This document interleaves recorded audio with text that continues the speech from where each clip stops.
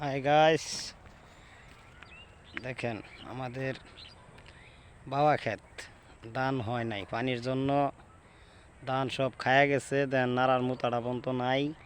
এটার নাম হলো কেউ বিল বলে, কেউ বাইত ক্ষেত বলে, কেউ ডুবা বলে। দেখছেন আমাদের এই যে দেখেন মাটির এমন অবস্থা, ফাইটটা চৌচির হয়ে গেছে গা। আর যখন আবাদ ছিল তখন পানি ছিল অনেক বেশি। এই হলো আমাদের বন্ধ মানে ক্ষেত।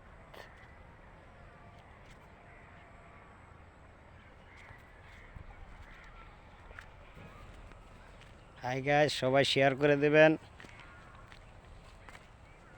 আমি কয়েকদিন ধান ভাঙানির জন্য আমার একটা মারাই কল আছে, তাই ভিডিও বানাইতে পারি নাই।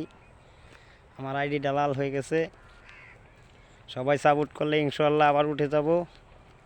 আমি একজন কৃষক, আপনাদের সকলের ভালোবাসা চাই।